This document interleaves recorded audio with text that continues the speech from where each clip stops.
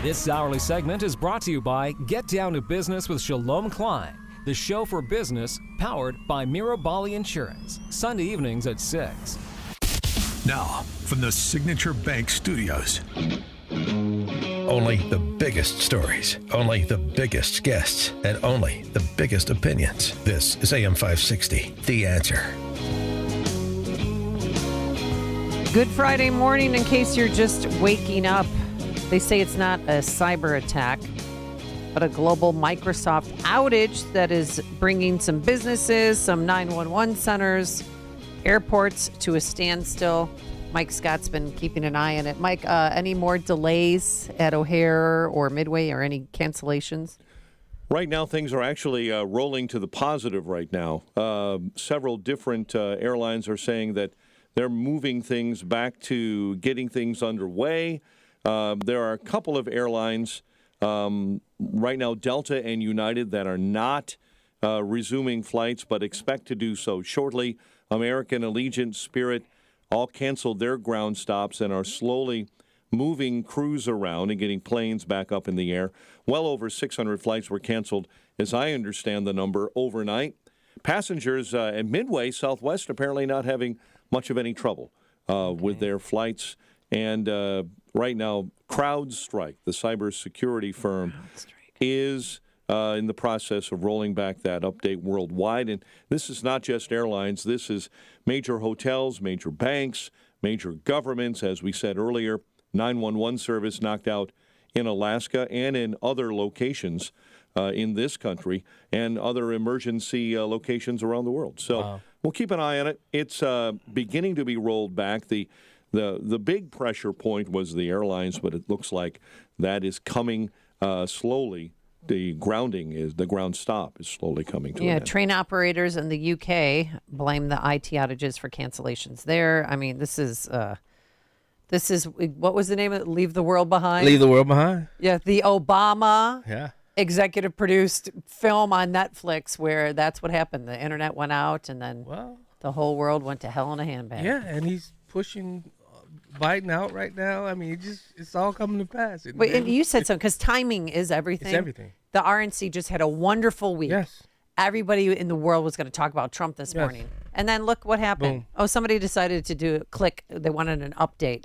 Yeah. And now all the oxygen is sucked out of the room. AI did it. Skynet.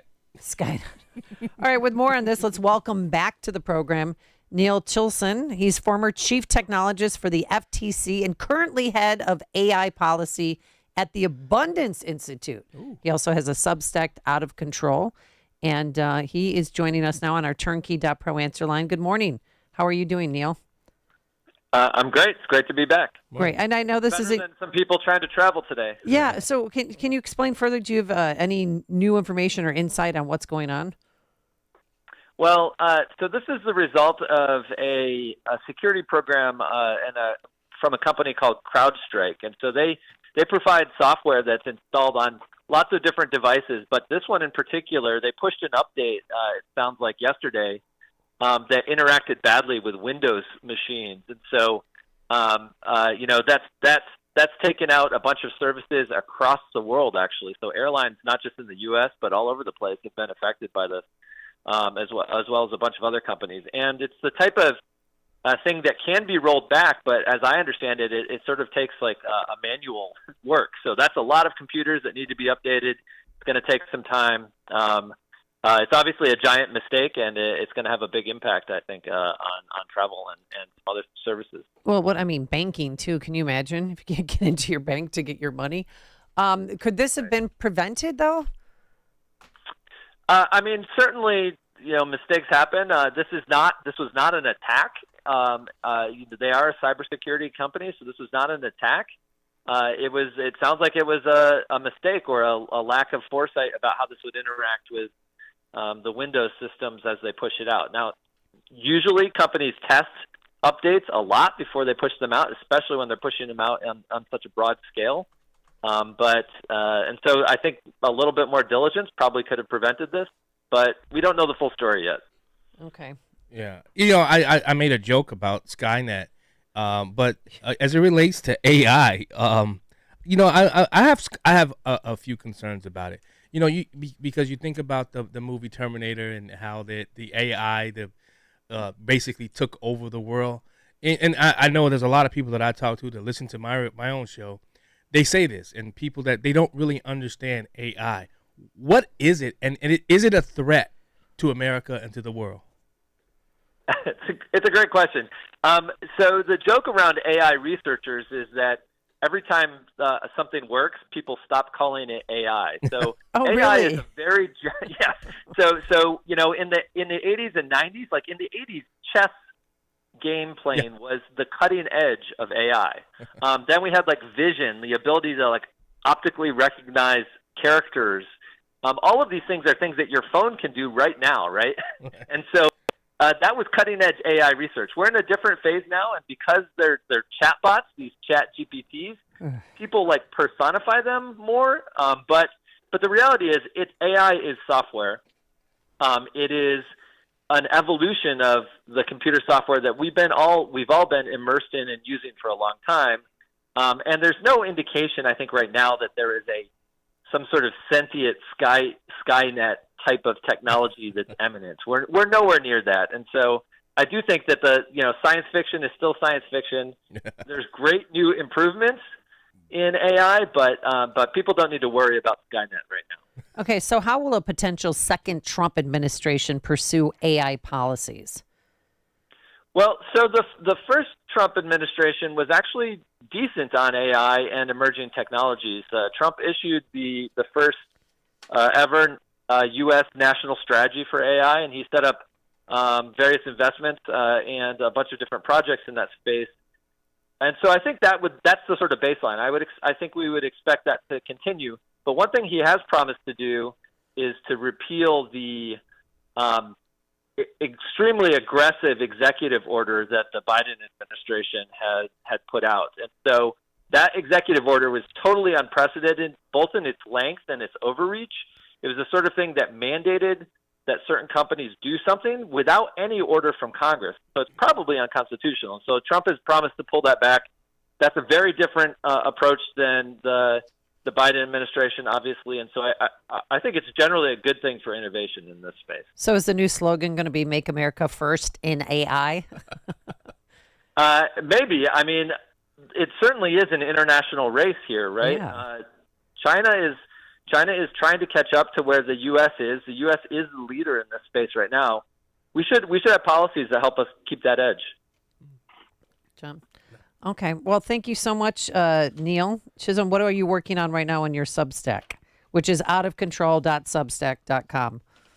Oh, it's all AI all the time. And on my X handle, I'm doing a lot in that space. But right now, just trying to stop bad policies from happening. California is, no surprise, the leader in bad policies in this space. And so there's a bunch of bills that are trying to work their way through there that could have national and even international effects. But then, trying to set up the ideas, set the framework for the next administration, whoever is the next president, to do the right thing in this space, because it really is vitally important, both to our economic and also national security. Well, has Biden been, helpful or a hindrance in this so far? The Biden, I would say they've been too worried about the downsides of AI and not worried enough about trying to stay ahead of China. That's how I'd put it. And so a lot of the framework that the Biden administration has put out has been aimed at preventing risks and less about trying to seize the giant opportunities that are here in healthcare, transportation, just becoming more productive in the workplace, and communications. And so I think that there's a lot of opportunity there for the U.S. to continue to be the leader, but we need to have an optimistic approach, and we need to have an approach that has a vision of this as something positive, not as something that's primarily a risk that we need to avoid. And before we let you go, you mentioned some bad bills in California. Can you give us an example? So there's a bill called SB 1047 that requires certain types of large, what are called foundational models, to essentially file tons and tons of paperwork with the California government promising that their models will never be misused by other people. And it's the sort of thing that companies probably can't control. If we want a place where lots of people use these models, obviously some people are going to misuse them, and those people should be responsible for their misuse. The people who create the tools shouldn't be liable for that if they can't control it and if they have no way to do so. And so I think the California bill is a giant piece of overreach. It will make it harder to build on the cutting edge of AI, and I think it's the sort of thing that would cause us to fall behind against China. Wow. All right, Neil Chilson, you can follow him at Neil_Chilson, Chilson on Twitter. Thank you so much, Neil, for joining us. We appreciate it. Thanks for having me. Have a great day. And he joined us on our turnkey.pro answer line. You're listening to Chicago's Morning Answer with Dan Proft and Amy Jacobson on AM 560. The Answer. Signature Bank is Chicago's fastest growing independently owned business bank, a bank where relationships still matter. Signature Bank knows your name and your story. I'm Dan Proft, and I know this because Signature Bank is my business bank. I'm Scott Bartmus, co-founder of ESCO, a security and fire alarm services business and a customer of Signature Bank. We work hard to give our customers peace of mind, so it's nice to know that while